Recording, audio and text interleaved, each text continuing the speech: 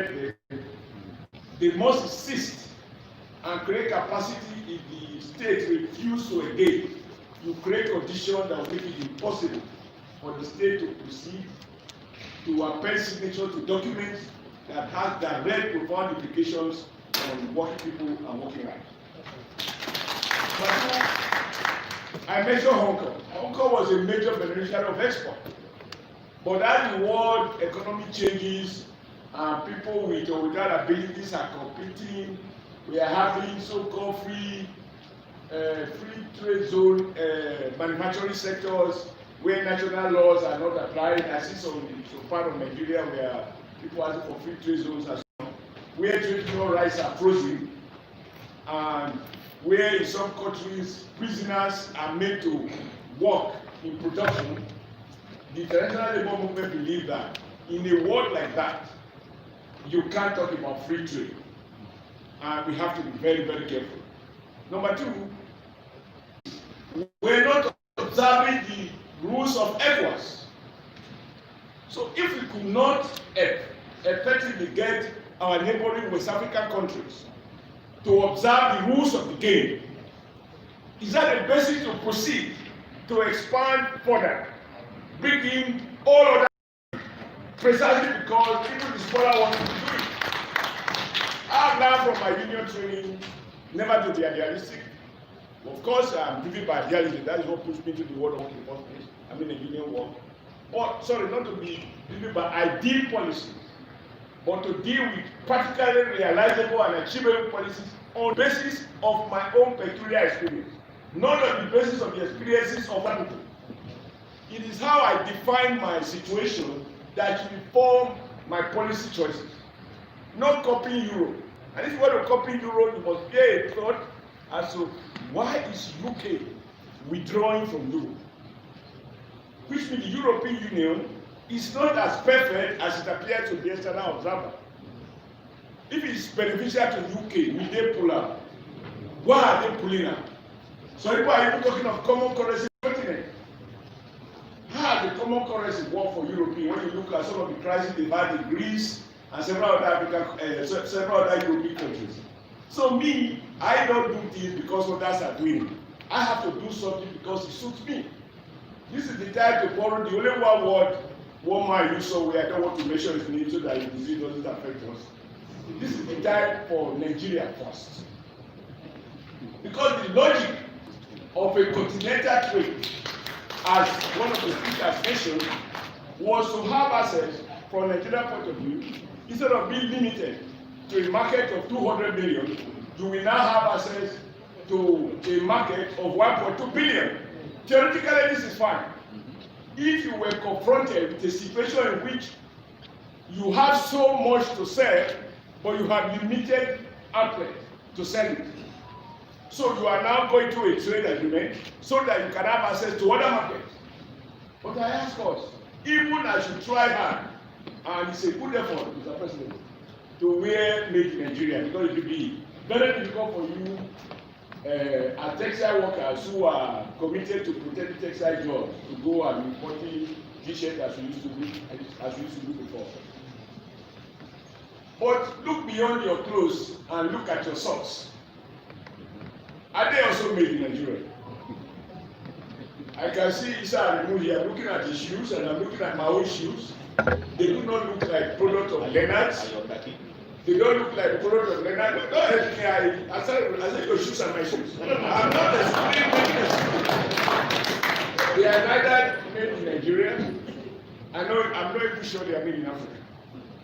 But I use this because we have so many things in common. We look smallish, and we happen to work in the textile union. So he would not pick offense. In any case, we can afford the mutual to fight. But every other person, here and here, we are all wearing smuggle shoes. I suspect that the custom officer's uniform is not Nigerian made.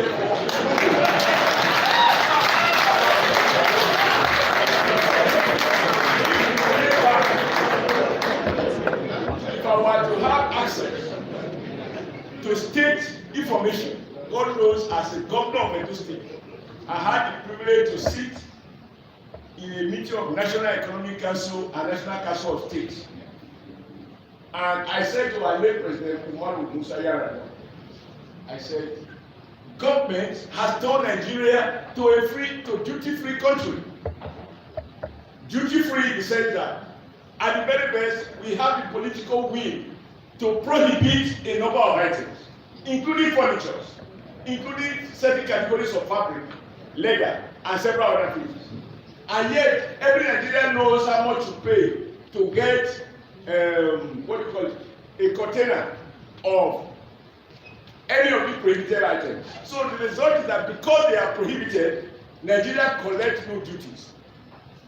So that's why I call them duty-free. And because of the excess of penetration of these prohibited items, it means that effectively Nigeria is basically a duty-free country. Here we are not an international airport. But even when you buy duty-free items in an international airport, in countries where laws are strictly enforced, when you get to your country, other than the duty allowance, which Nigeria Customs will advertise on arrival, every other thing you bought at duty-free, you ought to pay duty on it once you exceed the maximum allowance, which is no more than $500, I suspect. So everybody is smuggling. Police are smuggling uniforms. Nigeria Army is smuggling uniforms. Nigeria Air Force is smuggling uniforms. Who is not a smuggler? I told the president then that looking at all of us, the governors, including the president himself, we were all wearing prohibited fabrics and sitting on prohibited furniture. There is room for for frank engagement between victims of incoherent policies and those who churn out those incoherent policies. There is need to find courage to engage those responsible for policies which they have refused to enforce, and those who are victims of lack of enforcement of policies that appear to be good on paper. So my point of departure is, why expand beyond ECOWAS when we couldn't even manage ECOWAS? And as we speak, middle of last year, we saw Nigerians report to South Africa.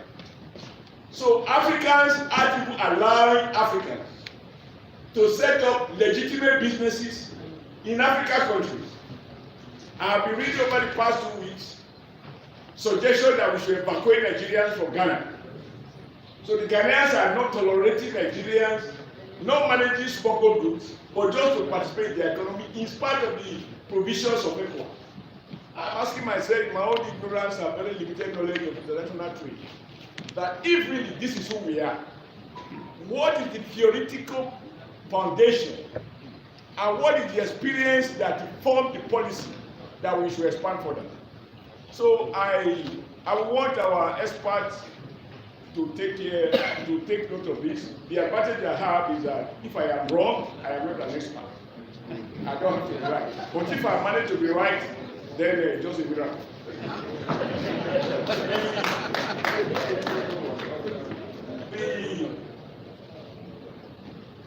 In our sub-region, what is their production base? I think Engineer Masoud referred to that. African countries that can be said to have a production base. If you don't have a manufacturing base, what is it that you seek to move freely within the continent? So people are going to be signatories, and if you look at those who were in a hurry to sign, they are precisely those who have no manufacturing base and no goods to sell within the continent. And I suspect that they do so because they are going to set up free ports, and Europe and America, Asia, every other part of the world, we use their ports.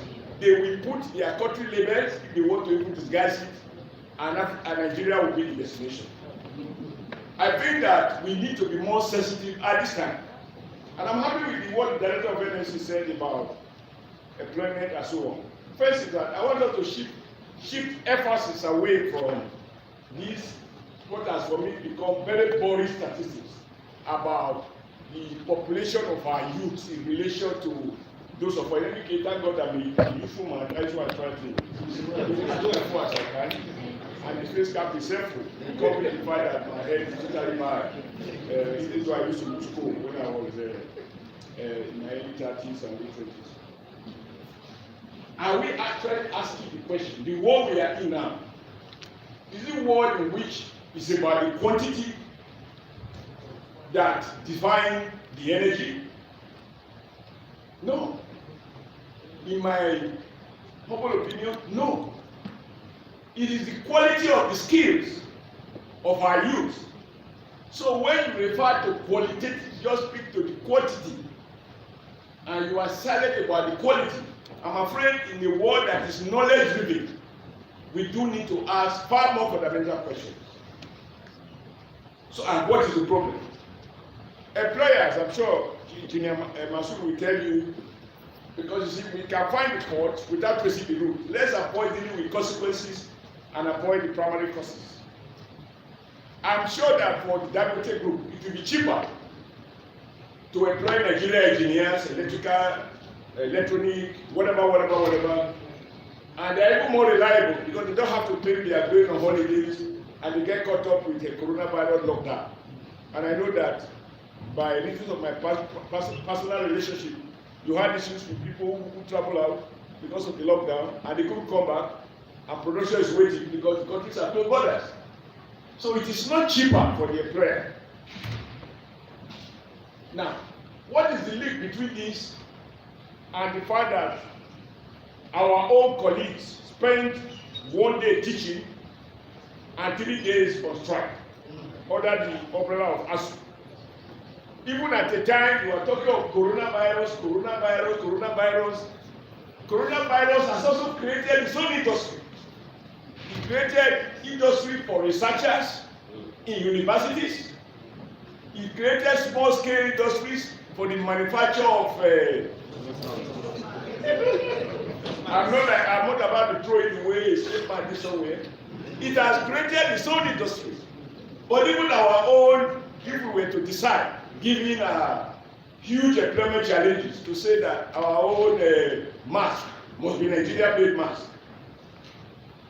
that will create its own medium or micro or whatever name defined. So I think that we need to really ask more practical questions and examine ourselves. I was a governor, and I'm happy that I became one so that nobody can say I don't know what I'm talking about. From what I know now, if I know it then when I was in NFC, I will fight even harder than I did. Because policies are rolled out without proper consulting those who will be affected. And you know how I got to know Chief Alhaji Dakote Aliko was during the economic summit group. I just find that ministers who are political appointees, not based on their background, not based on their line of training, they turn out and pontificate on policies on behalf of the private sector. And if a private sector operative asks radical questions, then you are targeted. So I was in this group, and I was asking the questions that the big business people could not ask, and I could then ask me. Then I didn't know who he was. He said, "But you are Oshiomhole." I said, "You seem to know our problem as much as we do. People know it more than us. But you people are always fighting us." I said, "Yes, I don't like business people, but I just find that I need them for my own enlightened self-interest. Because where public policies or incoherent policies or lack of political will to enforce policies lead to factory closures, the first casualty are workers. And the fewer workers I have, the less my strength. The strength of a trade union is a function of the capacity and the viability of the employer that employs the workers.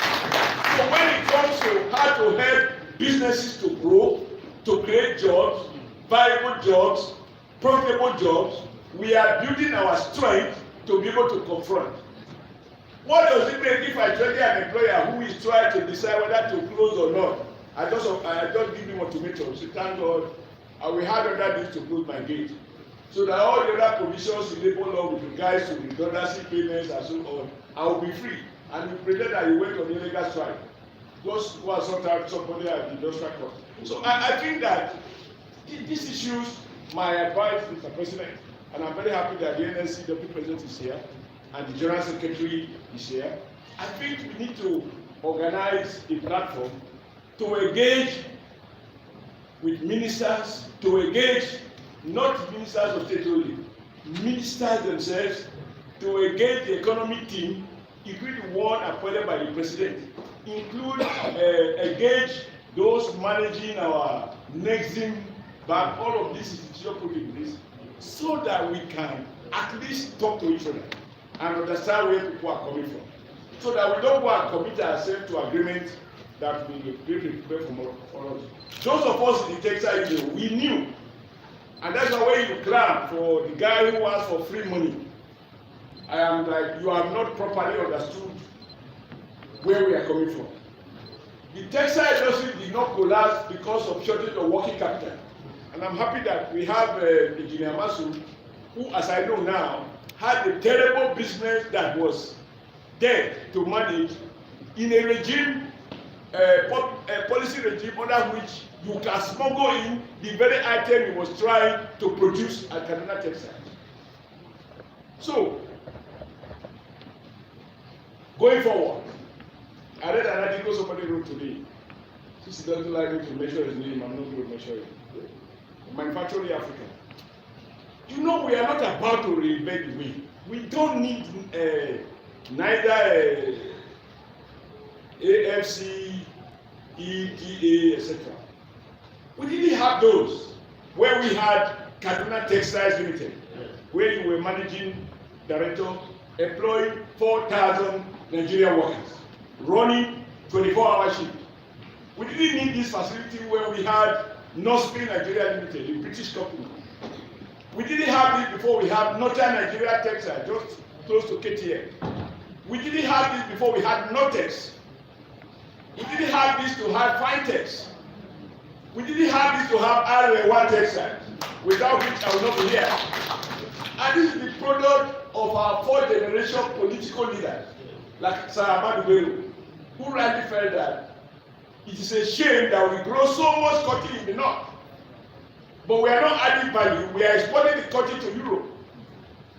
So to create jobs, we need to set up textile factories.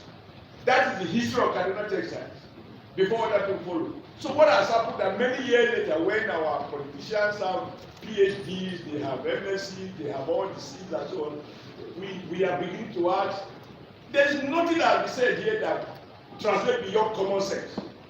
Absolutely nothing. Without respect to all those who are spoken. I have learned no new ideas. What is missing, which we must insist, is the political will to get this through. And it is done. We are finished. And I'm happy Aminu Suleiman is here. I knew him through fighting an employer in Kano. He was fighting the union for not prolonging the strike, and I was trying to tell him we have to know where to stop it. Otherwise, we buy more than we can chew. So now you are in the parliament. Me, I have expired as government, but I have not expired as a government. I think that we need to engage people as what are we teaching? Masu will tell you that a Nigerian graduate in chemical engineering, electrical engineering, mechanical engineering is not able to, is not readily employable because of the quality. You are on live to GTV Africa. Where the man's best 6 years address center. The BSc, because also has more reasons, even the issue of how somebody should be paid. Not whether I should be paid. To grant the system for 6 months. So even we labor need to do self-interrogation. Let me conclude by this comment.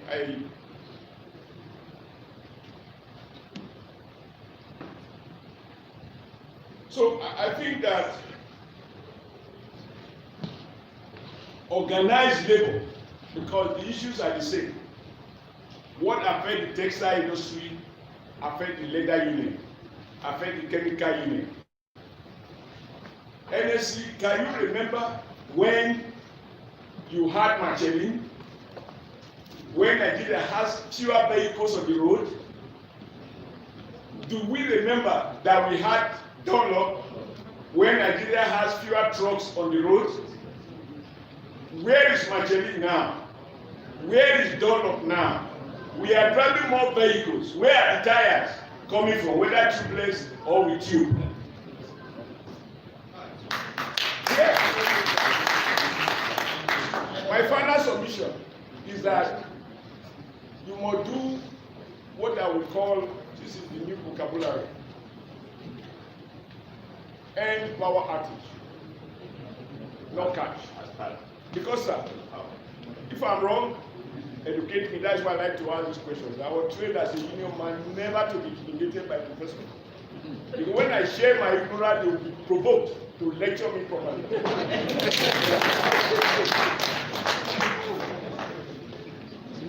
How do we get the textile industry back? So that we can have those 30,000 workers in Kaduna, those 30,000 workers in Kano, in Apapa, in Oshodi, in Isolo, in Port Harcourt, in Aba, in Onitsha, all of these people were producing fabrics. Whether Guinea brocade, Noni producing socks, Universal producing towel, Nida Borogo producing a blanket, we can go on and on. I have clear memory. And I saw a bright future for a country that is moving away from exporting to try to produce. We must return there. Why did the industry collapse? Two things. The first is Nigeria going to submit to World Trade Organization free market.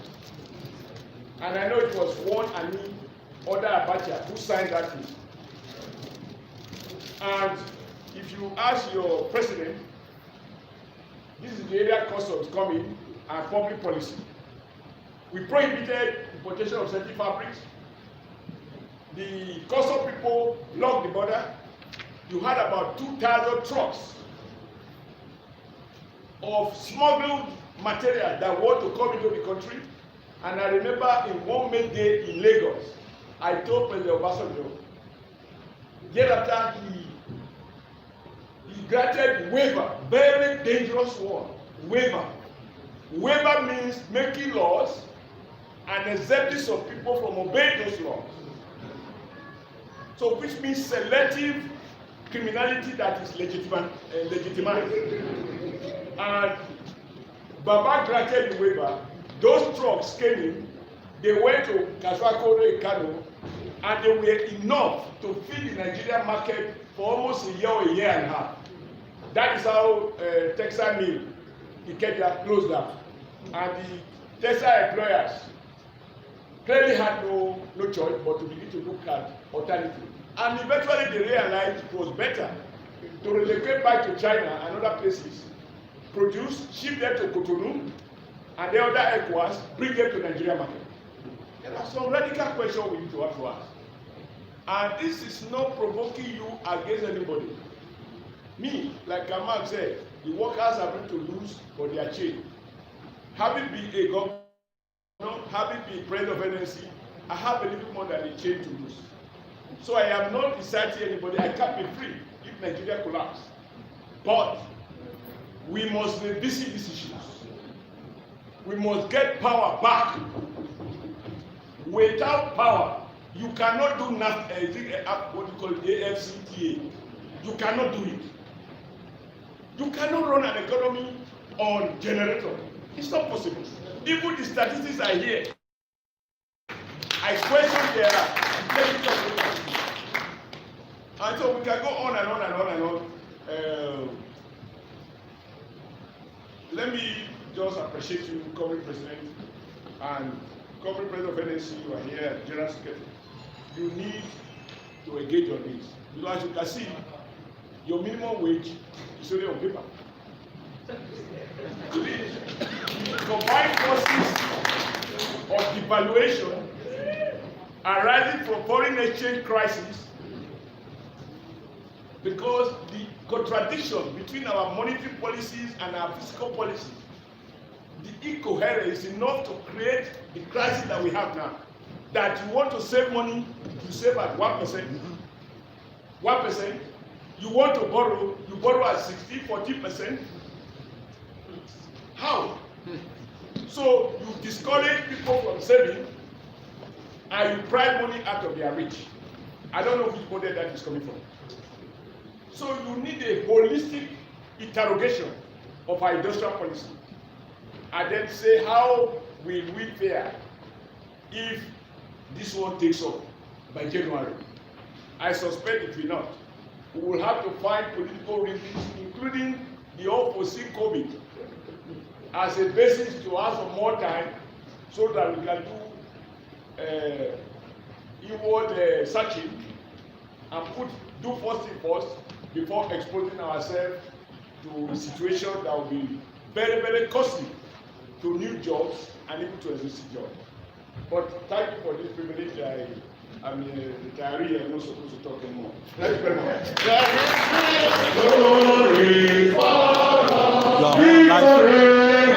You are on live to GTV Africa from Abuja. You are in a struggle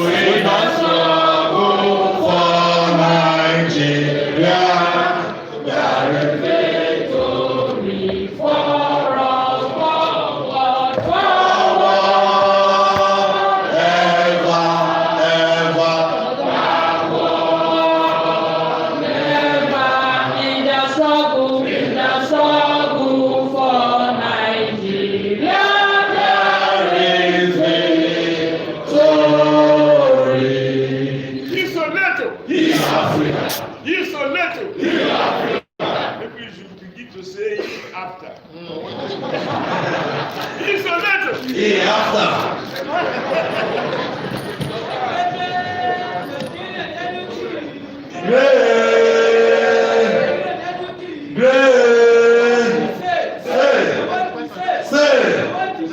Confirm. where you are on live to GTV Africa, Abuja, at Yaradua Center.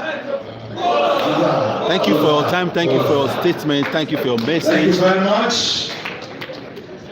The event Once still again, in continues. a textile way, let's put our hands together for the comrade governor of Edo State, our own former General Secretary, Comrade Adams Aliu Oshiomhole, MNI.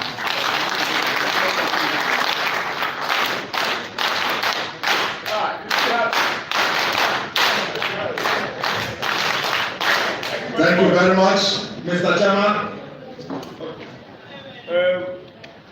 Like we said, we have to allow participation from the floor so that it doesn't become a monologue.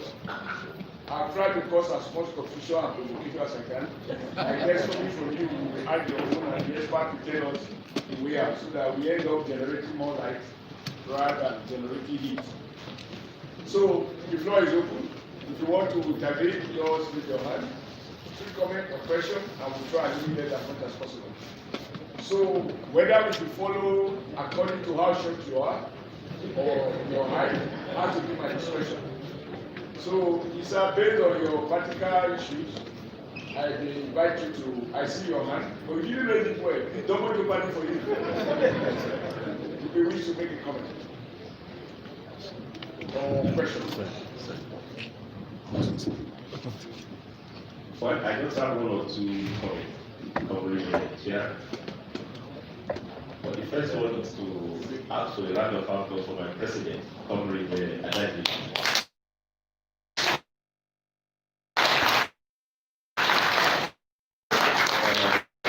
For the past 4 or 5 years, it's been quite difficult to ask for that. So quickly we say round of applause for him. But we never had this quality time as you have done with us today. So I'm happy that you have paid in kind for your absenteeism. But you must also monetize it much more later. We will discuss that in detail. But Comrade General Secretary, Comrade Govt, you know, for a long time, I couldn't call you any other name than Comrade GS. After acting for multiple 10 years, you know, I'm happy you are back home as our General Secretary. I was motivated to ask this question because Francis made very good, profound presentation. We started it all. You know, what makes your comment very useful, Comrade, is that you call it as it is. And hardly do you hear it from those who are in government when they call it that way. I was happy when they referred to the case of South Africa that doesn't have crude oil, yet South Africa is refining petroleum products. For me, hearing that from you is extremely very, very important. We are the only OPEC member of oil producing country without a functional refinery. That's a standard. But as Provider has also said, just as it was for the textile, so it was before for the refineries. Nigeria used to have 4 functional refineries before. The late Metama today, may so rest in peace, he told us how they created the first Port Harcourt refinery. The British never liked it, but they insisted around 1965. They partnered with BP. And by 1985, Nigeria was already self-sufficient in petroleum products and exporting them. Now, the question I want to ask is that, as we are those petroleum products, we also be part of those products with trading. Now, for now, we can't do that with the rule of origin.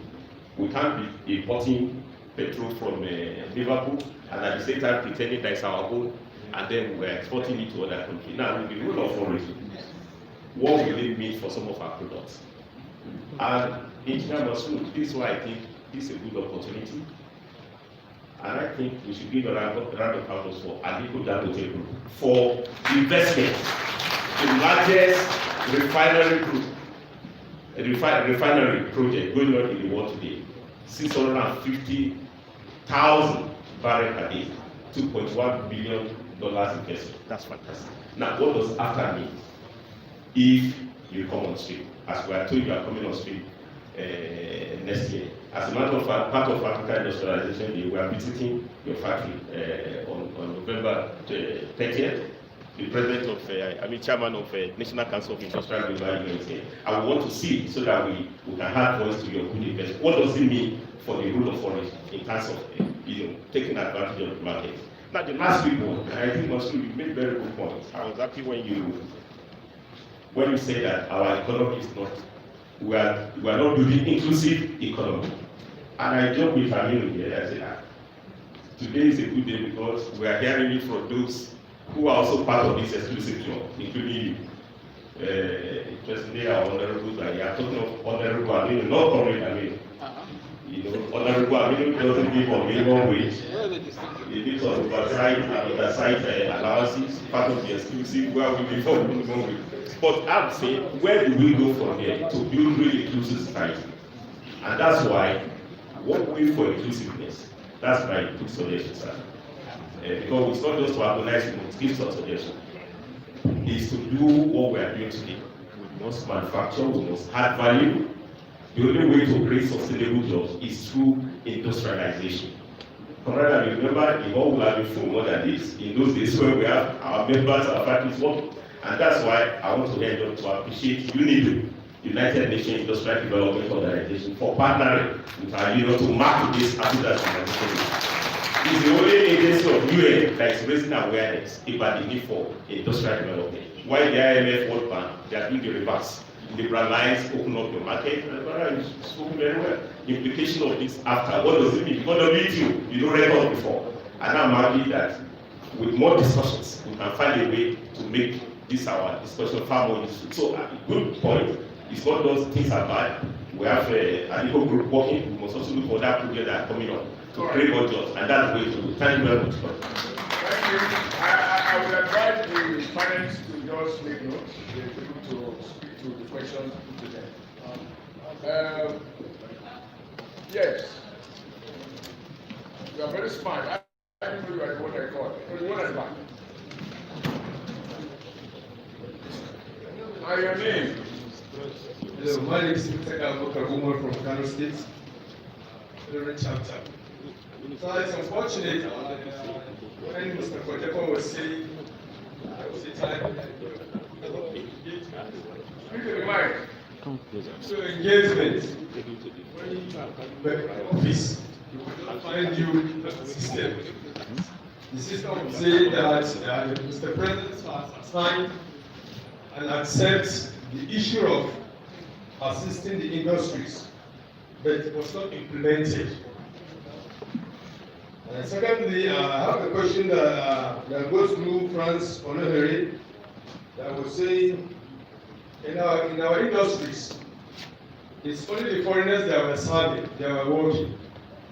So in the nation, do we have our own people that can serve like the foreigners? If there is, how can we bring them up to serve the nation?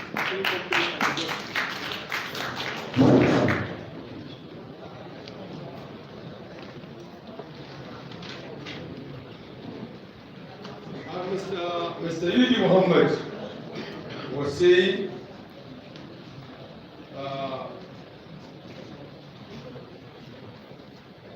the federal government, so if I may not forget, in 2015 in Kaduna State, this happened. You and one of the controller that came to the floor at that very time, that was saying in the borderline, the officers with these people, the smugglers, were using arms and they're killing their people.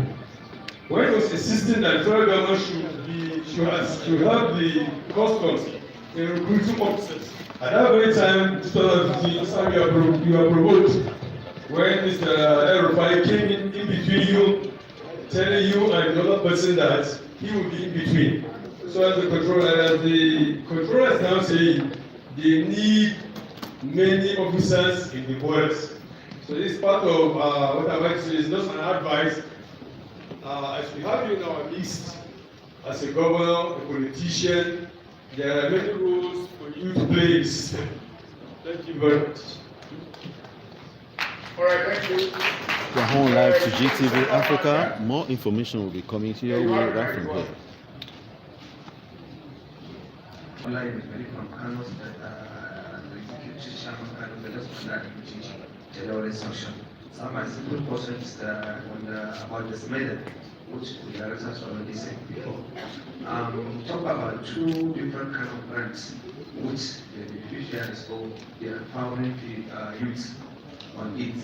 So we can tell us we are the beneficiaries on that program is already set. The two grants program which I need to the director to tell us what are the process when we're going to have these grants. The first one is how do we get that for professional grants with a skill of micro and small enterprises. The second one you talk about the products to get organic cluster in different local governments. What are the organic clusters? Or how do we get that organic clusters grants, which I already said before? Thank you. Yeah.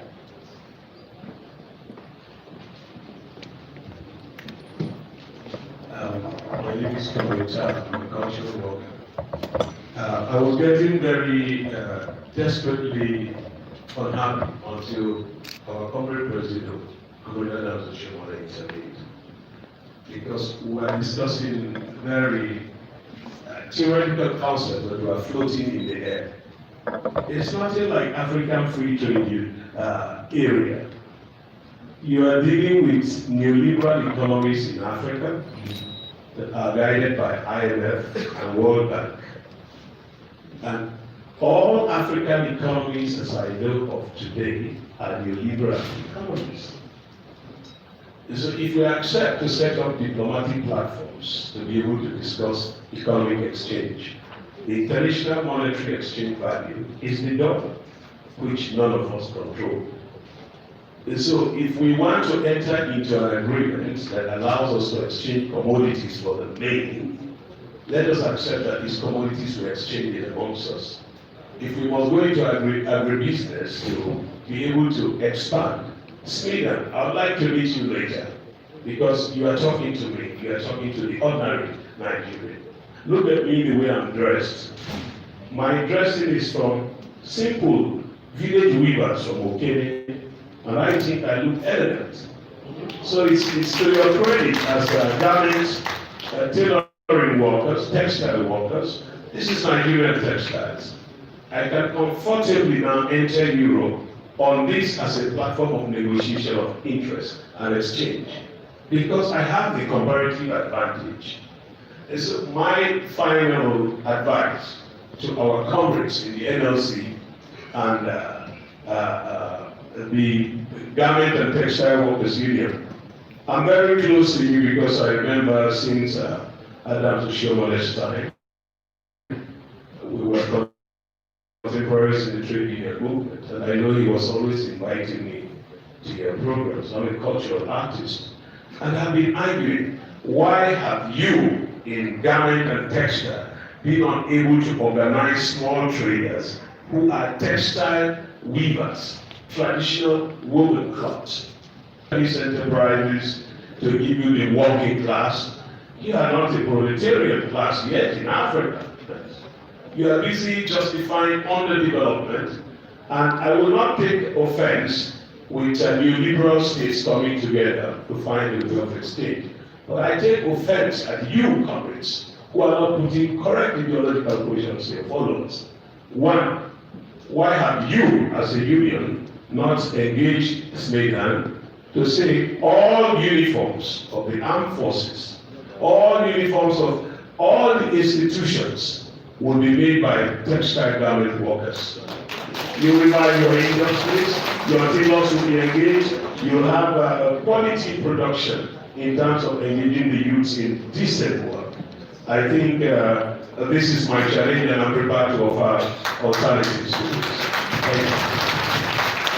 Thank you very much. As everybody is taking note, shall we go this way? Yes. Maybe we get a comment from one or two ladies so we don't become an exclusive male conversation. My name is Comrade Yatira Masedi. My question goes to Director General of Nigeria Manufacturing Employer. Most of the time, you always address us, tell us what have the government done, or have the union done for the survival of the textile industry. As the Director General of the employer of TESA, what have you done to make sure textile industry will not collapse? Thank you. All right, thank you. Can we move this way? All right, I guess we have enough questions for the floor. If you want to raise your hand, and if I'm not manipulated, I'll raise it properly. Yes. Hello. Oh, I thought you were observers. They should come now. I thought they are manipulating. All right, my name is Yusuf Adeosun Ibrahim from Lagos State, Tailoring University.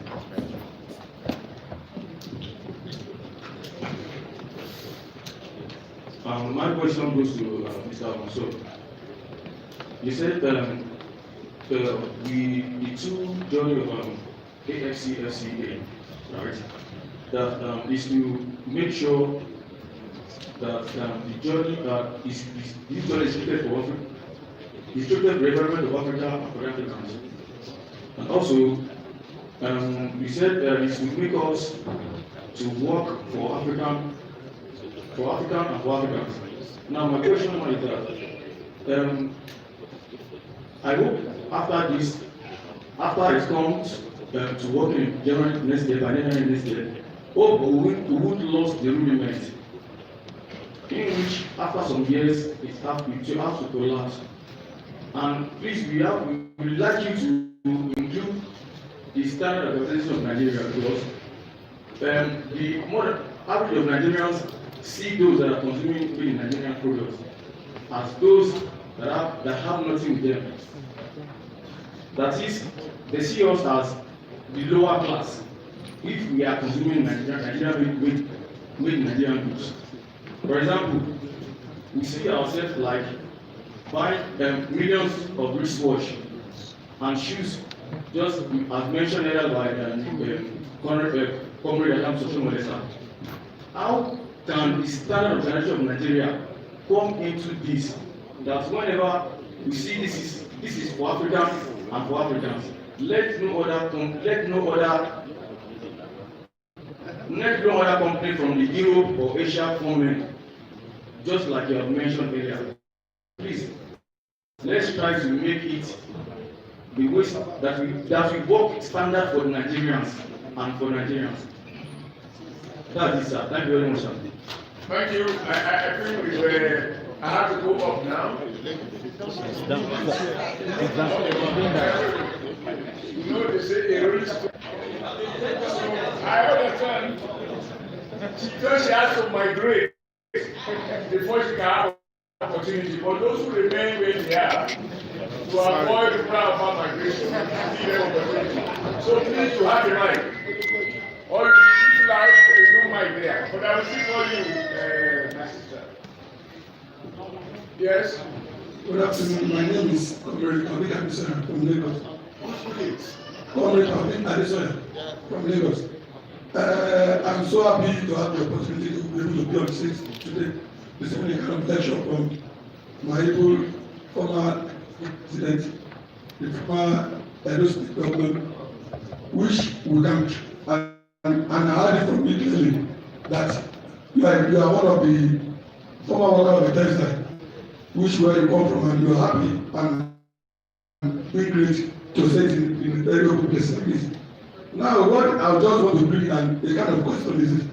The textile companies is going down every day. Many companies are closing down.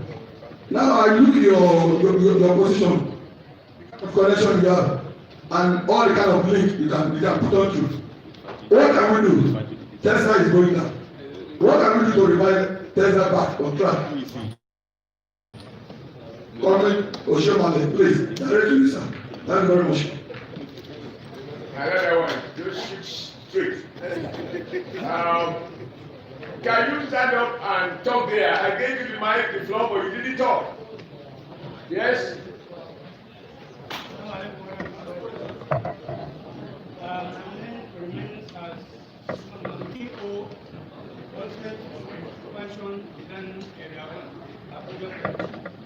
My question goes this way. We have heard at the last conference that there is a government policy that all the uniforms are going to be made on Nigerian garments. Why is it that the policy is still on paper, not implemented? Where is asking why the government decided that they will be producing uniform for Nigerian security outfits, but it's still on paper, yet to be carried out in Nigeria. Because I think textile is one of the contraband goods now that is not allowed to come in. And I don't know the kind of mastery that is taking all these goods to their market. So I want to ask, are they really this banned? And if not, definitely, how are we getting all those materials in the market? Why the local ones are not having where to sell their product? Thank you. Thank you very much. Then, ladies, you know why I didn't call you? I didn't want you to do like what you do in legal traffic. Once your ladies don't move, you try to go to another lane. I wanted to reward those who patiently stay on their lane. So, for having said that, you have the floor. Good afternoon, ladies and gentlemen. Please, I have two questions. One of the questions is to Ms. Melanie. In May, I applied for the NISA loan just needed. And since then, there has been so much bottlenecks from one end to the other. You ask, where is the appropriate channel to go through? We've been called for interviews, and then when you call and you go back, you'll be asked, okay, wait and wait and wait. I mean, if you have to wait 6, 7, 8 months after the training for loan that you're supposed to use to improve your business, I think 6 months, 7, 8 months, it's too long to wait for something that is supposed to help us small scale. I mean, no country develops without the small scale industry. And we that have 4, 5, 8, 10 workers, and we have to wait 8, 10 months to get them. How are we supposed to pay them, and how are we supposed to equip ourselves to help us continue production? That is number one. Then number two, my question is to you, sir, Oshiomhole. You talked about political will. You were in government for, and you're talking about political will. To us, How are we supposed to enforce the political will if the politicians themselves don't enforce it? I mean, we're talking good grammar here. I export small business goods abroad, and for 7-8 months I've not been able to export. Now it's easier to go on Alibaba with my $500, order 10 clothes and sell it, rather than employ 10 people and pay them salaries and produce. You make it easier for us to import rather than to produce here. Because it's easier for me of my $500, $1,000 right now, go to in China, import 100 clothes, sell it, make to enforce this political. Thank you very much, sir. Very good.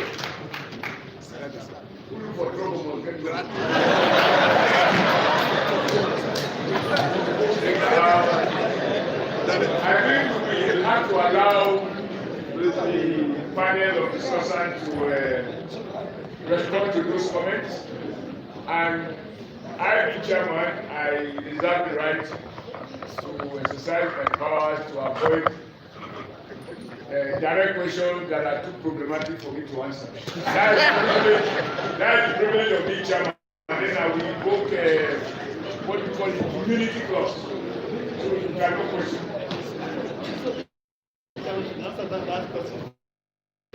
Okay.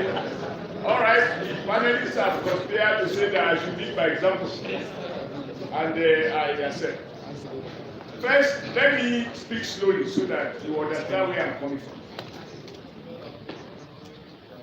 Government, you heard me say something, and I said it on purpose. I said, when I was president of the NLC and even earlier General Secretary, there were moments I wondered if my views were not as a result of my limited understanding of how government and governance operate. And I said, having had the privilege to govern for 8 years and attend high-level meetings where government decisions are taken, I am much more convinced that the position that I took or we took as organized people in certain matters were very, very valid. And if I were to have the opportunity again, I will fight even harder. That's what I said. Political will. Of course, political will is not expected from you. And that's why I said, and I hope you did take note, I choose my words carefully even as I will try to rush them so that I don't take too much time. But you must have the capacity to engage, interrogate, and fight against policies that are wrong or non-enforcement of policies that are right. Rather, just lament it. I said that if the state has the will to make a policy, but they lack the will to implement it, you should engage. I cannot do it for you. I run a subnational government, one of the 36 states, and issues of tariff, issues of customs, issues of industrial policies, taxation, all of those things are centralized. When you hear people talking about federalism in Nigeria, the peculiar issues and so on and so forth, those are part of the challenges. My business here is to remind you that it is not enough when you hear government says we would ensure that all the uniforms, because that campaign was on even before I left the textile union, that if we insist as a matter of public policy that all our custom uniforms must be made in Nigeria, that all our police uniforms must be made in Nigeria, civil defense, those who are supposed to manage our highways but are hardly see them, road safety, you name it, even school uniforms, government school uniforms that we produce for our children, they are not of velvet, they are not high silk, they are basic fabrics for primary schools, secondary schools, etc., etc. But there was a time government accepted this policy, and as a consequence, I believe Nigeria police awarded a contract to, I'm not sure now, whether it was what company in Lagos that owned Affluent. Pardon? ICR. Okay, so you know the name of the company. They gave them the contract to produce police uniforms, and they did. But I'm not sure, as we speak, if that policy is on. You will know better. But the customer will tell us whether they have complied, because there was a pronouncement about that. I read that in the brochure produced by the Textile Workers Union, where you acknowledge the intervention of the Central Bank of Nigeria and President Muhammadu Buhari's decision that they must look inward to produce uniforms. What you should now do is to ask. As a governor, I cannot ask a custom officer, why are you not wearing, or where was this your uniform manufactured? I don't have that power. Otherwise, the people arrest me as a smuggler. But let me tell you, talking about policy gaps between proclamations and reality. The other day, my cook served me rice. They look so clean, and I asked him, "Is this from Kebbi or Ebonyi or Kano, those states that are producing rice?" He said, "No, sir. The way you are, which one is this?" Say it's important. I said, "But importation of rice is forbidden." And I said, "Don't ever cook this foreign rice. First, because it's not even nutritious. Some are poisonous because they've been kept in warehouses. They have expired, so they want to find avenue to just sell them at a giveaway price. And smugglers that want to maximize, take advantage and bring them in. With all the policy, those rice are in the market. So there is no state governor who can go there. They will be accused of taking laws into your hand. How to get the political will is the reason the union makes us strong. And there is no better quotation than when we sing the trade union song, the most popular one, that says, "From the ashes of the old, a new world can be born when we realize that the union makes us strong."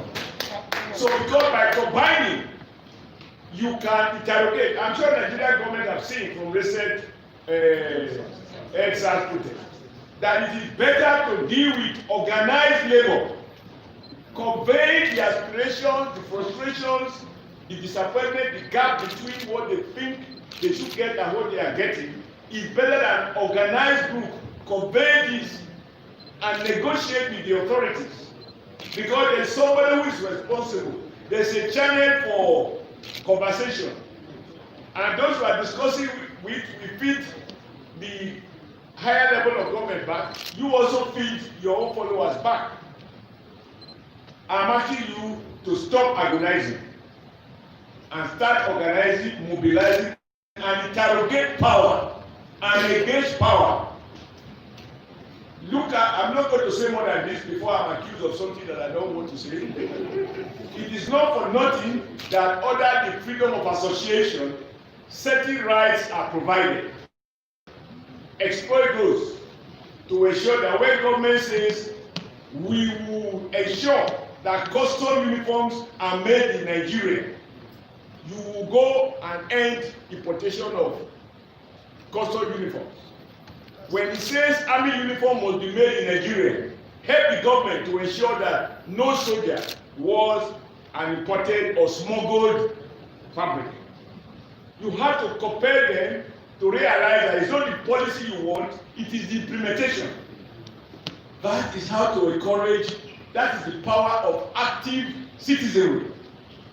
So don't expect that the government is going to be sitting down somewhere and say, no, custom. So it is in your hand to mount pressure. Somebody else, let me tell someone that I did in the group. As a governor, the one that was within my discretion, I found that the state-owned cement factory, Popular Cement, was being used for the baggaging of cement. And I issued ultimatum to whoever owns it that I will revoke the privatization and I will sell it to another person and revoke the certificate of occupancy, which is within the discretion of the government. I just follow the laws and I'll gazette it. A big person at the villa, maybe number 2 at that time, called me and said, "Come, this is your pronouncement." I said, "When it comes to job, I am a fanatic. We cannot allow a cement factory to become a warehouse for smuggled cement." And because they know I will do exactly what I've said, and as I tell the person, if he doesn't do what I said in 2 weeks, I will revoke. The owner showed up. And I said, he said, "No, but you can't do it in 2 years, so we can give you more time, but you need evidence. You need to convince me that you are going to start producing." Also, before I left government, you now have Boa Cement. Have you seen Boa Cement? That is the result of my political will, not only to make a policy, to threaten, and I already prepared the instrument to gazette it. If you fail within the time I allowed, as I use the word "I" now, because I had the executive power, not we. And he knew from my background that I will do it. And I told you then, number 2, when it comes to jobs, I am a fanatic. And I question his conscience. You too should support me to whip away traders and replace them with manufacturers. Today you see Boa Cement, it is the result of my political will. And you cannot do it. But I went beyond that and I said, once you have seen evidence that you are constructing, we will give you free right of way. The governor has the power to waive in part or in whole the channel to bring gas into the party so that they can generate their own power. Today, Govt is constructing a second cement factory in that same location because we have enough of the line, which is the main raw material. And when that will come on stream, you will see how a subnational government can encourage. And all I had to do was to discourage the local people from harassing these investors. We have cement, ceramic. We'll be importing these ceramic tiles. A Chinese guy came, they want to do ceramic. I called the local people, don't harass them, because we have this now misconception. You man from nowhere and say, before you start construction, you must pay us. I waive whatever I could waive in terms of acquisition of land and so on and so forth. And today, all the ceramics we use to build schools in Edo State, they were made in Edo. All the iron rods for construction of those civil engineering work are the result of scraps that are now being converted to iron rod. All of those I did. I'm not saying I could do much more, but just for you to know that you need to push those in government to come to the conclusion that they have no alternative but to implement the policies they have rolled out.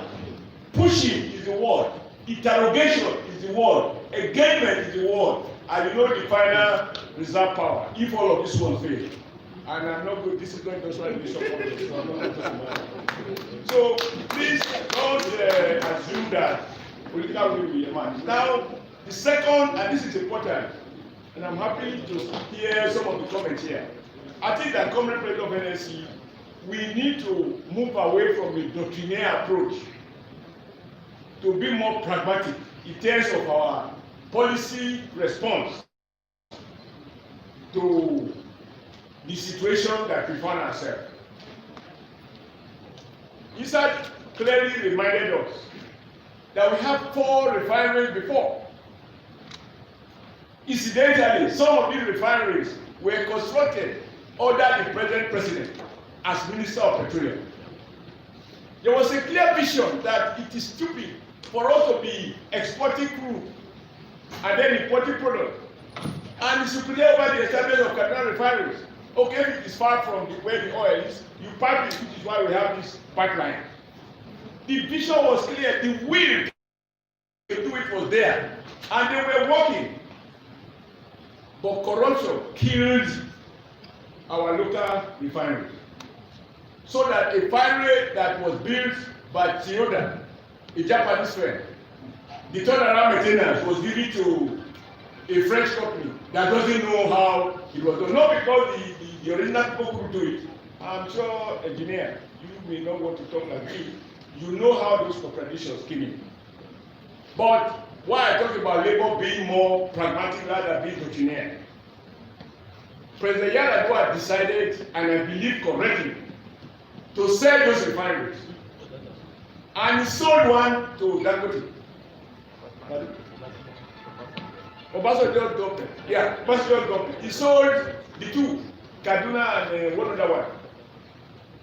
Then the beneficiaries of abuse of government-owned companies, beneficiaries of imports, and you find them within NNPC, PPPRC, which we created as a result of our engagement against fuel price, etc., and other economic vultures that make money without adding value.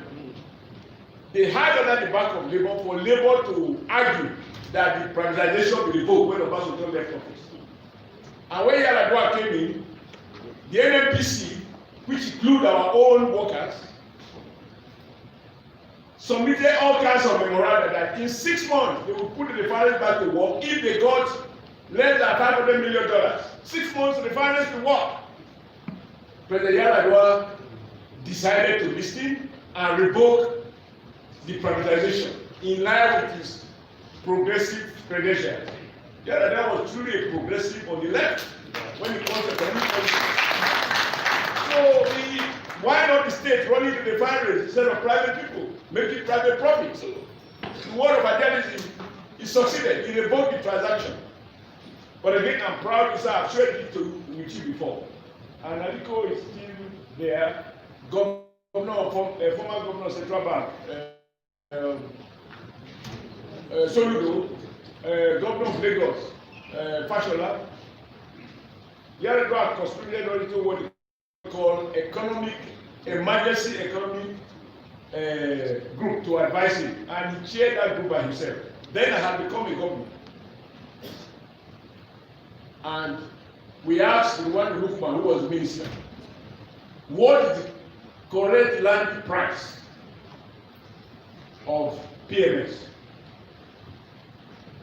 He gave a figure. He said, he needed 2-3 weeks. And I said to the president then, I said this thing because whether I say it or not, now he needed 3 weeks. And I said, Mr. President, in 3 weeks' time we are all dead. You are talking of emergency, you are seated. A minister is not ready. Bottom line, I asked the minister, whatever figure you are going to come out with will include the cost of shipping refined products to Nigeria, and then distributing it from Lagos, whatever farmhouse to the rest of the country. What about the promise, Mr. President, that in 6 months the refineries will work? I said, award. I mean, end of year service award, even when they have produced nothing. But that court is still closed. Warri is not working. But you have released the money. And then the minister, Mr. Recipe, said, Comrade, we have retired those who made those promises and picked the award. And I said to him, Aliko was there, I said, Minister, who wants to die on the job? Everybody will retire. Is retirement in wages for misleading the president to sell the money and revoke in the evening, creating crisis of confidence in terms of can you do business with Nigeria because they can settle you the money and cancel in the evening? But they always hide under us to execute individual agenda. And so the refinery was privatized. Those who received the money for turnaround maintenance collected it. As we speak, I believe billions of dollars between Yar'Adua and to date have been spent, quote and unquote, on turnaround maintenance. The more they turn it around, the more it lies. Now, what is NSC response to that? Do we still have the illusion that the Nigerian government can make those refineries work? Or should we come to the conclusion, particularly as I listen to Issa's acknowledgement of a private initiative of Dangote, who is building a refinery, the capacity of which is more than all these other refineries put together. If one man is doing it and is already creating tens of thousands of jobs at the level of construction, and I read recently that when they finish, they will employ 200,000 jobs. From a point of view of labor that is looking for more jobs, is it really the ownership factor that is your problem, or sustainability and ensuring that Nigerian labor and including foreign labor are employed when this refinery is completed? What is the policy implication for NMC? That the refinery should continue to be managed by government? What I found, and I'm not ashamed to talk about it, I will eat my word millionfold if it is nutritious. The fact that I said something last year based on the facts and the assumption that I have, a year later I have seen that my information is wrong, my assumptions are incorrect, I will eat my word. I will revise it. Because if those refineries are working today and they are even owned by North Korea, but they are working, wouldn't it be better than the idealistic ownership of the Nigerian state, and they are closed, and they are taking your taxes to pay those managers? My friend, NSC, these are things you need to engage and be less ideological about it. And this is where I will talk to my brother. You know, it is not ideology that produced this year, and I'm very proud that you have remained consistent in wearing your Nigeria-made knitted wear. Except that, you know, we in the fashion industry, the textile, you know, we are supposed to teach the world how to dress. We want to be able to change from different kind of fabrics. Because the one that is good for cultural display may not be useful when we come to business, or we are going to a party where you need uniform that is smart. So we have to talk of the capacity to produce variety for the purpose of coping with the nature of modern technology. I think I'm done.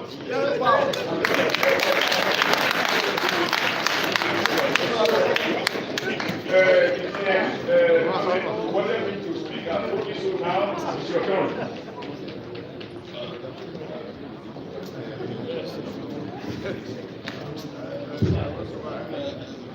Thank you very much, comrades, Chairman, Comrade Govt. I believe, frankly,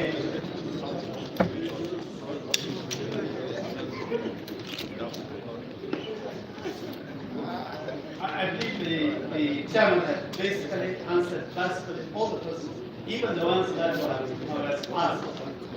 First of all, I think if you look at all the issues that have been raised, about particularly his emphasis on the fact that labor should focus on the outcomes of policies and policy implementation, not on the, if you like, structure of the policy. For the last, as far as I know, maybe 20 years or more, the issue, for instance, of privatization and particularly deregulation of the downstream sector of our oil refinery has been on and off. And frankly, I can say without any sense of compromise that the need for privatization or deregulating the industry has been accepted a long time by everybody who can see the outcomes of the lack of privatization and deregulation. Because as far as I know, for the last 30 years, there has been no time when the cost of petroleum products, for instance, has been to the advantage of the ordinary person. But there have always been a few people, and frankly, at one point, you could count them maybe with your two hands, who actually benefited from the status quo of not privatizing and not deregulating. Unfortunately, I think the position, particularly of labor, driven by the idealism that the comrades have spoken about, and driven by a sense of if you like, righteousness that privatization implies giving the national asset to an individual or to a few individuals has driven labor to back this demand.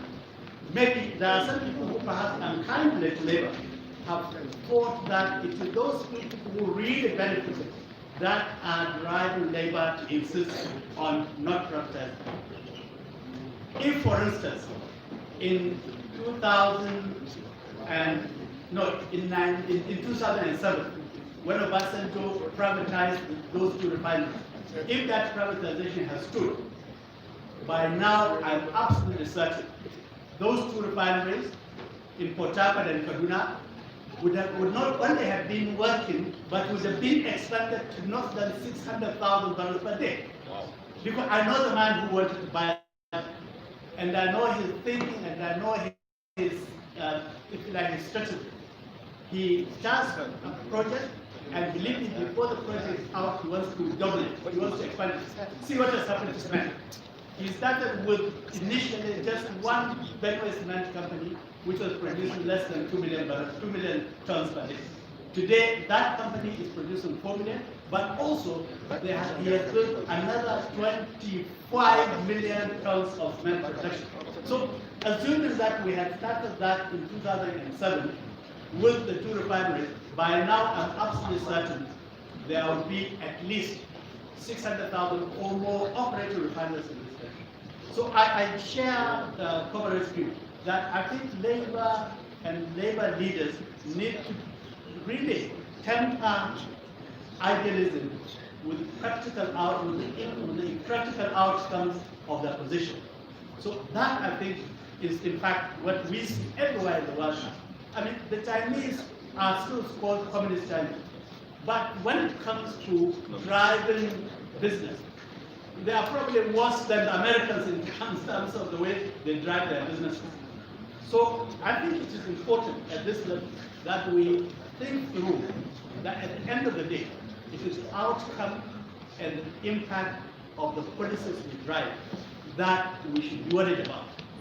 The second issue is indeed, again, commented on. That is this issue of political will. You know, the economists have something they call demand and supply. By thinking that concept of demand and supply applies to everything in life. If there's no demand, there will be no supply. If Nigerians do not demand a certain trend or policy, there will be no such policy. Even if the policies are made, if Nigerians do not demand the implementation of those policies, they will not be implemented. I'm absolutely certain that the issue of the textile industry, I know personally because I believe since 2002, I have been in various committees that discussed and reviewed the policy. The first government promise was that 70 billion naira will be assigned to restore the various textile mills in the north.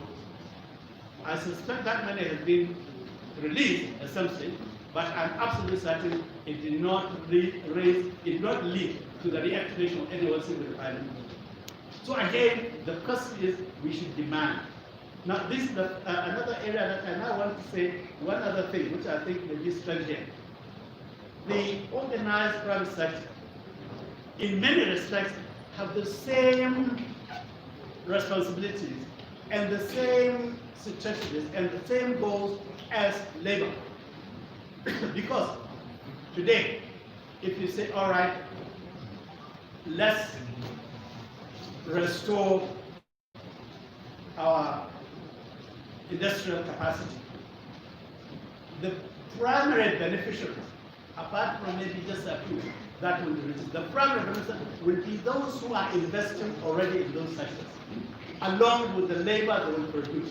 Now, there may be arguments about what extent they share the benefits of their investment, but at the end of the day, both parties win. Both parties improve their standing and their status when such policies are made. But I believe that sometimes when you have a situation where we should be demanding the same thing, we are often, I don't know whether we are sort of tricked into reversing our position. Whereas the organized private sector should demand the same thing as labor is demanding, somebody goes and turns around certain health and decisions, and we begin to ask for something different. And similarly with labor. In this context, for instance, we are talking about this AFCFTA. In order now, I want to highlight it because there has been a lot of suggestion that AFCFTA cannot work, and therefore we should be looking to find a way of reversing it. Unfortunately, I think we must understand today that certain economic processes and principles have become global and are being driven by forces beyond the control of any one particular nation. Believe me, this issue of continental free trade agreement is not just limited to Africa or limited to Nigeria. It's happening everywhere. I believe it is the same sort of forces that have forced Britain to run into the European Union arrangement. It is only later when they found that it's not really helping them that they now want to get out. It is not because they didn't, but because they were literally driven by forces beyond the control. And we are now being driven because at the time that Nigeria signed, we were almost the last to sign. We resisted because of demands from labor, demands from the private sector, and demands from, I want to say intellectuals, but I think very committed people like the chairman. I'm not intellectual.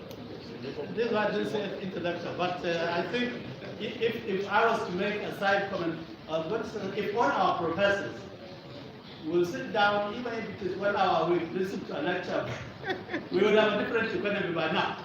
Because frankly, the common sense that comes out of the thinking and of these precepts are beyond basic economic theory. They are basic common sense issues that drive human behavior. But let me come back to this last one so that other things will go.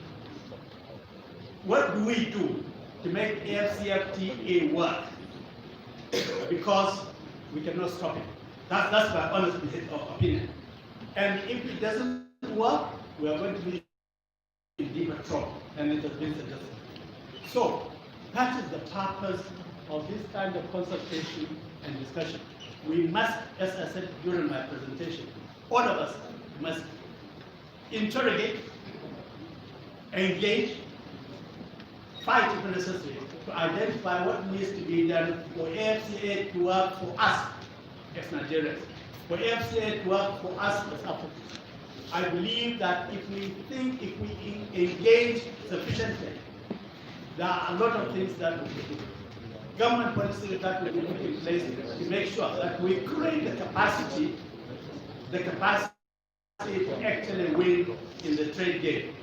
I have no doubt in my mind that Nigeria has the capacity and the potential strength and the resources to actually turn around its trading position completely in a few years.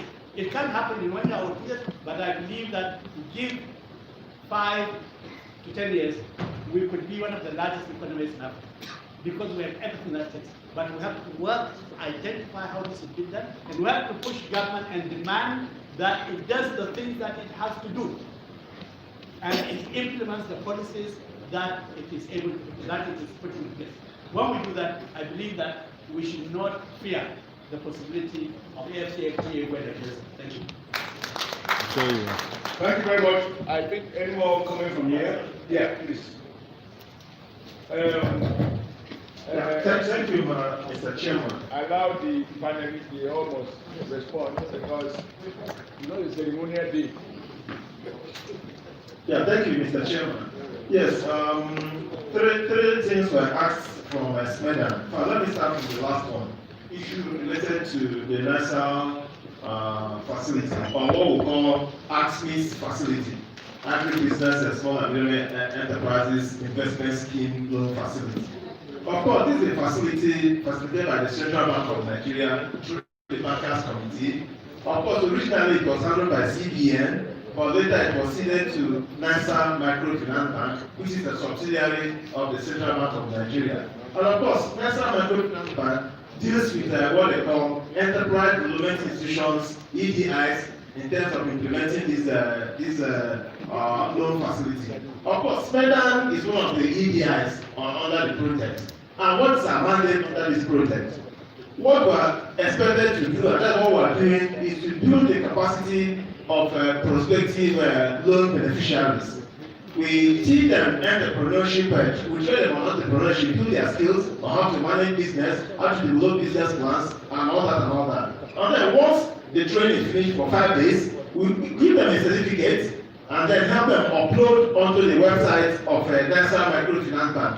Once we upload their business plan and other information to the Microfinance Bank, NISA Microfinance Bank website, our mandate on that platform is finished. Then NISA Microfinance Bank will take it up from there. Call the loan beneficiaries for interview. If they so qualify from the interview, they give them the money. So for SMEDAN, we are not there to determine who gives what. We are not part of the interview. We are not part of who gives money or what.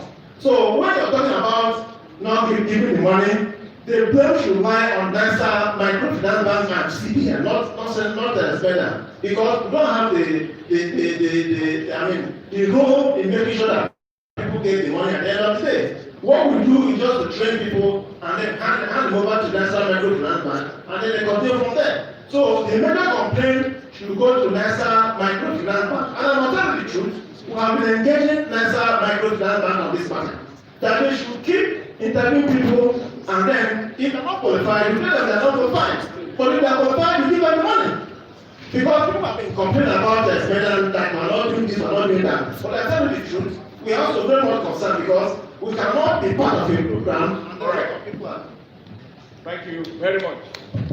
We will continue with this conversation during the breakout. And I'm sure this is going to also mark something. No. I think this customer has some few questions, including whether the uniforms are now being made in Nigeria. I'm sure you are. Well, you are on live to GTV Africa. The custom man is about to tell us the position of things as regard to custom side.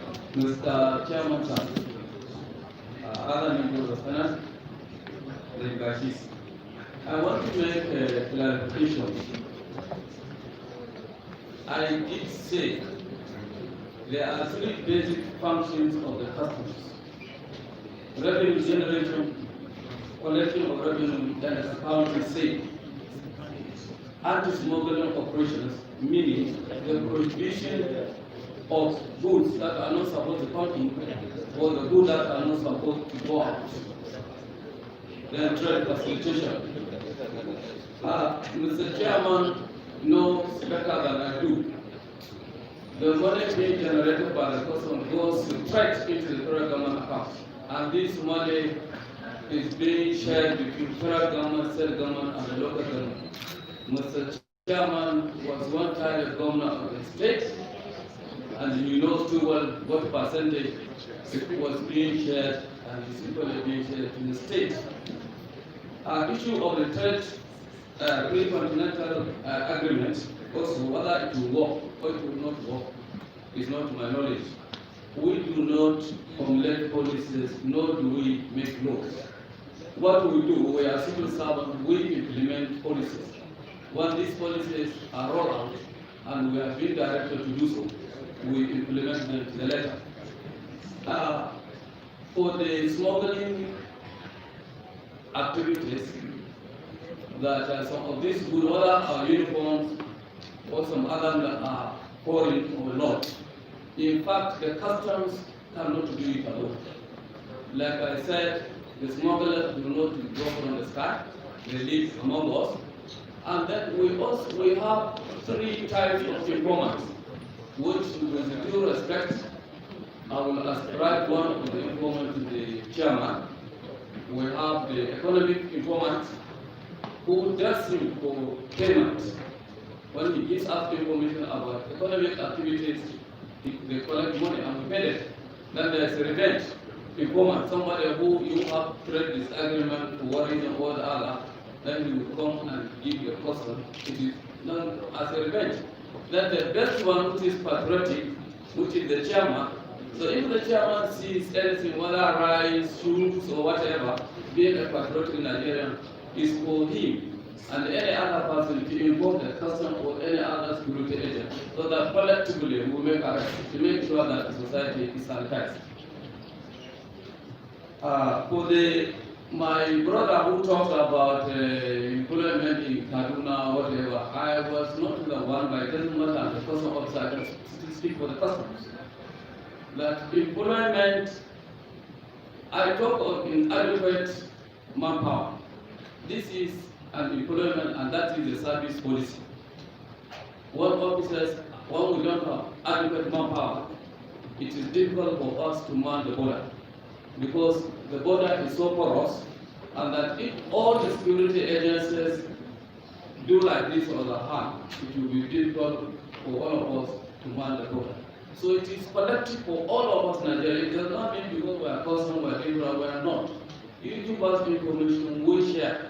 Collectively, we make sure that the society is sanitized.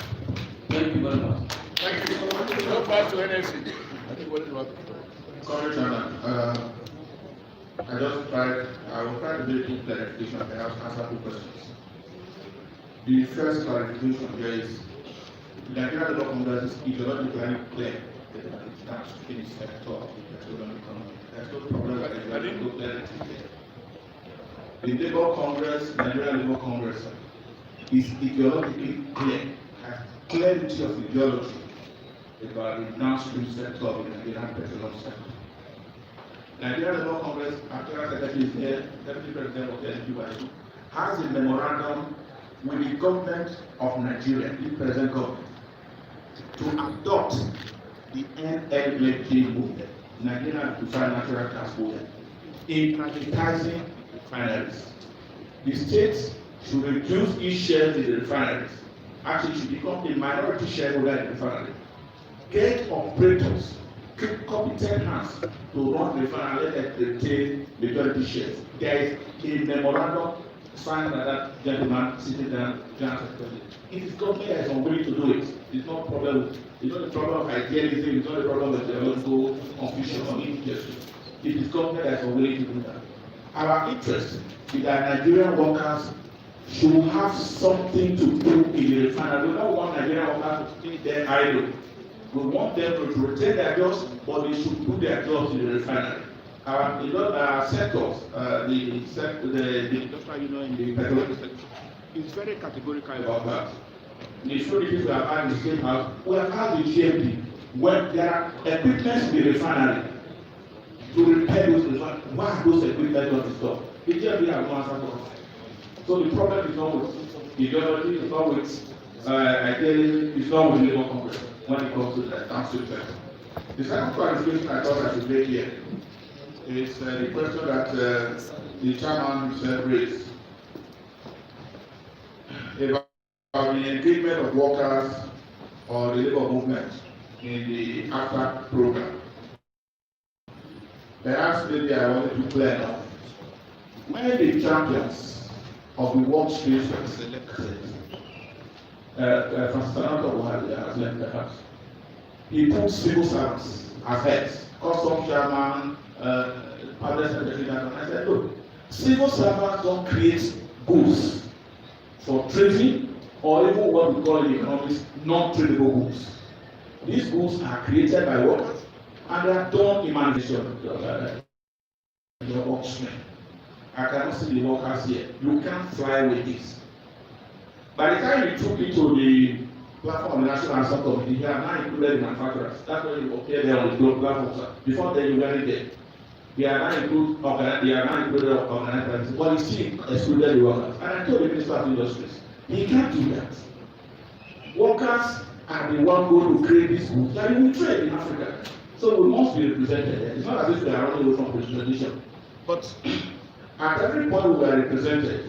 And one of the 5 points I took away from Congress was the Living Congress was that one of the outstanding issues in the African Free Continental Agreement was the rule of origin, the negotiation of the rule of origin.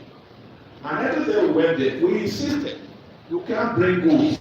We are the system as workers of Nigeria. What there is clause about the movement of natural persons, what we cannot available in Nigeria. If those skills are available in Nigeria, then Nigeria must.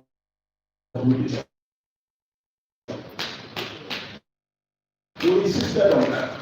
So our negotiation and implementation committee has been working. But I am to speak on that platform than the number of civil servants we have, and luckily the private sector that are not participating in. And I hope we can work together because we have something in common with the private sector to ensure that this process works well. Now, having offered out those two clarifications, there are issues that the chairman raised about the quantity or the quality of the goods. I should not explain this. I happen to be a development scholar who work this new development. Industrialization anywhere in the world is powered by a maximum of 9 years of education, primary and junior secondary. You don't need a university graduate to turn a machine. You don't need it. You are no use there. The students are in managerial level. And if you can say, even America, perhaps one of the most industrialized countries in the world, the non-educated blue-collar workers are taking the non-educated, non-college educated, they say. That means they didn't go to the university, are driving this stage of Nigerian development is quantity. And we have a lot of quantity. Of course, quality will come in, but that is the sophisticated production. We will need quality manpower, and we need to train them, we need to upskill them. If we want our textile industries, for example, to produce material and use the spacecraft, you need quality production. The issue that Govt raised, and I think I want to deal with this issue about neoliberalism. Now, there are very many challenges. From our own left education, we are opposed to neoliberalism. But that is the policy of the government of Nigeria. For the last 30 years, the government of Nigeria is committed to deregulation, privatization, charging user fees for social services, opening the Nigerian market up for international competition, and so on and so forth. We may not like it, but that is the policy of our government. So we need to engage it. And it's in the context of engaging that neoliberal policies of our government of Nigeria that we say, well, can we also make neoliberalism to reflect our own concrete conditions? Not what neoliberal America will do. Because when we talk about privatization, well, we are looking for efficiency. But in our country, well, you know the efficiency that happens when we privatize. What we have had, just one minute, I want to round up. What we have had is that we have had asset stripping. You privatize an industry, people go there and strip the assets. They sell it, and then at the end of the day, you have nothing left. So, in conclusion, sir, I want to, sorry, sir, I just want to answer. I'm also being aroused by the organizer. Yes, sir, I just want to thank you, sir. In conclusion, sir, I want to say that I feel very privileged to have been able to participate here because I've been dealing with issues of textile and the scholarly level. One of the best departments I've ever taken in the world when I was in the University of Minnesota is on textile sector. And it's referenced all over the world. I get references all over the world. So I have had an opportunity for today to. Yes, I did. I taught there for 2 years. And I just want to say I've had an opportunity to put my money where my mouth is. And I feel very privileged to have been able to participate in this session today. And I thank you. I hope I have an opportunity to actually do degree education work so that when next time we meet, I perhaps can add value to contribute. Thank you so much. If I knew you told the university, I would give you more time. No, sir, I don't want this. I think we've had a very, very interesting conversation. I was telling the president that this for me is more important than the ceremonial one. You know, everybody should be able to go home with something to reflect on hereafter. You know, I think that your statement, I found it quite encouraging. I once said to Isa in my moment of frustration that when the communists take over, we can renationalize. But for now, those who are managing the state are not competent to manage it. But when the communists that will have the capacity to manage takes over, just roll out the decree and nationalize as follows. For now, we have to leave the market, because the Chinese is a good example. But there are just 1 or 2 points I will make and I will round up it. You know what are discredited privatization? And I think that is what the NSC research director referred to. I was, and I feel ashamed now when I look back, I stick out my neck to support the privatization of NEPA. We had a big fight within the NSC family, so we debate. And I said, even the generator, even our lift to my office, I think it was 6th floor, 7th floor, whatever it was, we have to use privatized power called generator for the lifts to work. To write a petition to Govt to say, you must do XYZ in ATM, whatever. I have to put generator, otherwise the typewriter will not work. Because it's not the old model with the typewriter. I said, we are already practically privatized. But the attraction to me is that whereas when NEPA manage power doesn't work, the same NEPA every year goes to the Ministry of Finance, make a case for public funds, they give them the money on the understanding that they will invest and they will be light. They take the money and will have no light. So it's double jeopardy. You take taxpayers' money and you return darkness. So whether they deliver services or not, because they are state-owned, the consumer is powerless. And I then assume, and I don't think irrationally, I assume that because the capitalist is driven by profit motive, he only makes profit when he provides services. So if he doesn't deliver power, he will make no money. This is the elementary thing behind the market driven. But however, I never imagined that when the then government decided to privatize, that they handed over this asset precisely to those who know next to nothing about power generation, power distribution, etc., etc. And today, I never imagined that even myself, I will be compelled to pay an electricity bill, not based on what I consume, but based on the estimate of the provider called Discos. Now, this is where the point Engineer Masud is making comes into labor. But rather than lamenting, you ought to insist that if you must sell as you have sold, no meter, no payment. You have the capacity to drive it to ensure that if you don't give me power, you can't give me estimated bill. Even if you give me power, you can't give me estimated bill. There must be meter. And the process of producing this meter by itself will create jobs. But today the young privatization has been completely discredited as far as the power sector is concerned. The second one mass production. The deregulation problem. I took half of the story because of my contact. Sorry the world said you want to pay naira permanently.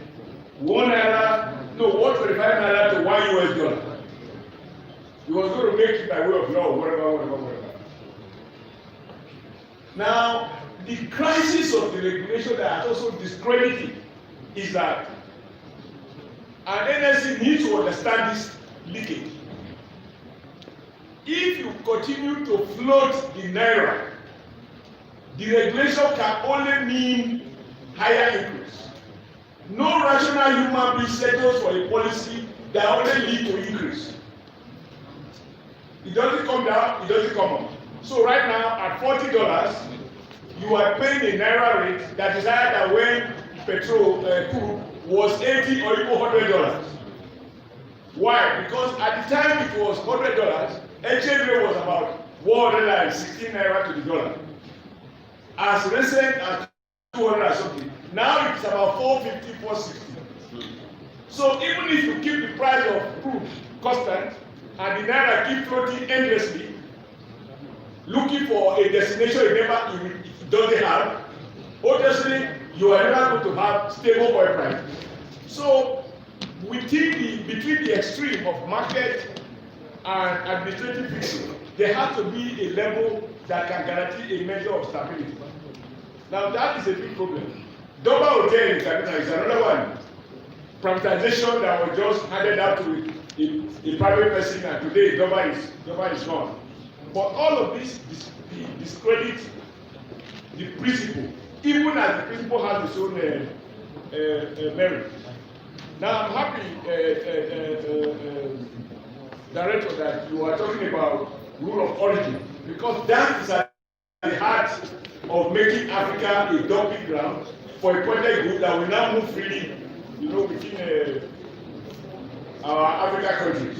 But my conclusion, NSC, I think you need to have, or I suggest, that you have a conversation like this, because what is happening in the manufacturing and textile sector is also affecting the legal sector, the chemical sector, the private sector. And this issue of Nigerian labor, which you emphasize, I think NSC should also have a clear-cut policy on it.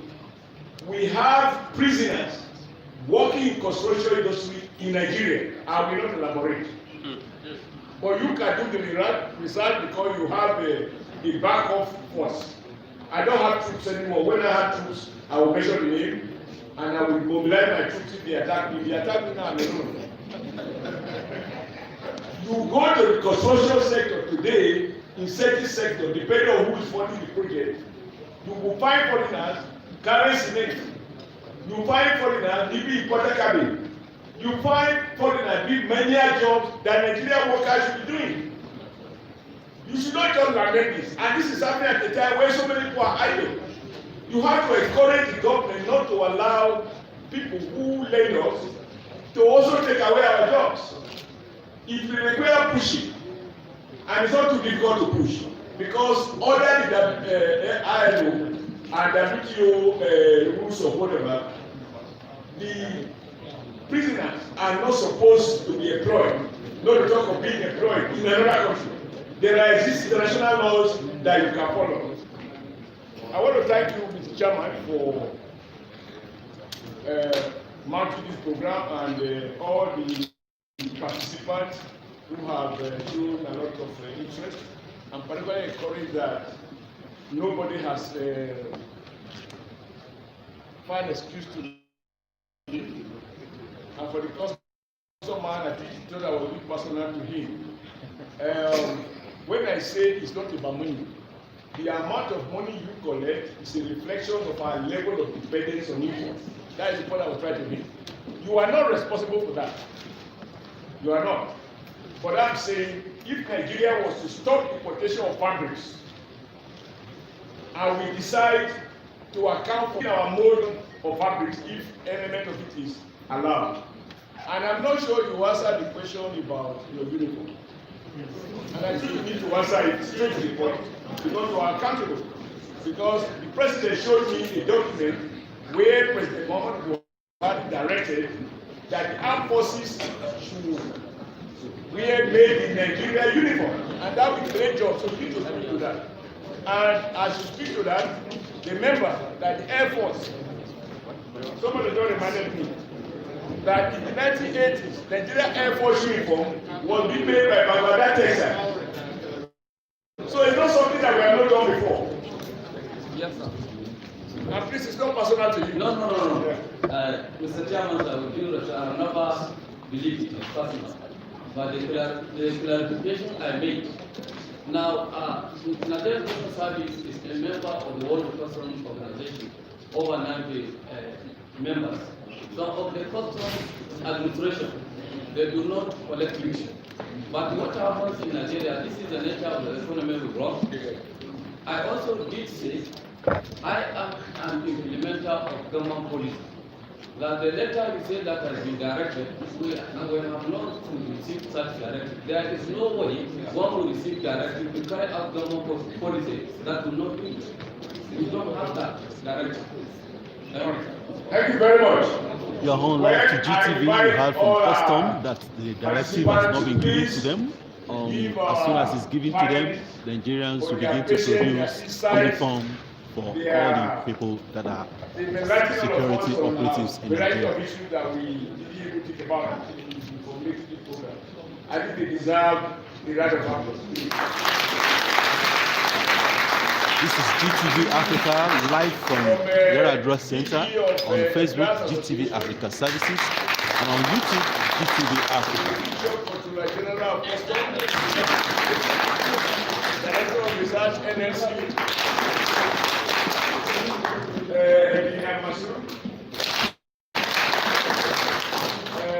Speaker, on my side, there are millions, so I should be quiet. And the next side president, and for me, it's my contribution for me out there for long. Thank you for your comments. Thank you for your messages.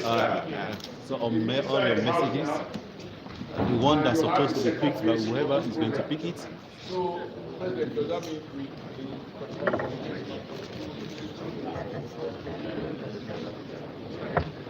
We are coming to an end for this program, and any other program you'll be part well, of it.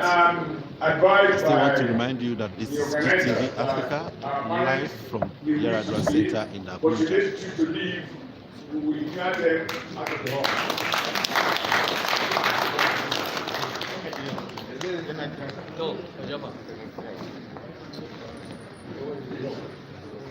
Thank you, Your Excellency, the Chairman. Distinguished ladies and gentlemen, let's give another round of applause to His Excellency, the former governor of Edo State, who prefers to be referred to as the former chairman of the Nigerian Labour Congress. That's what she said. Oh, the president, okay. Just the chief executive, you know it. Thank you very much. Let's give him a round of applause.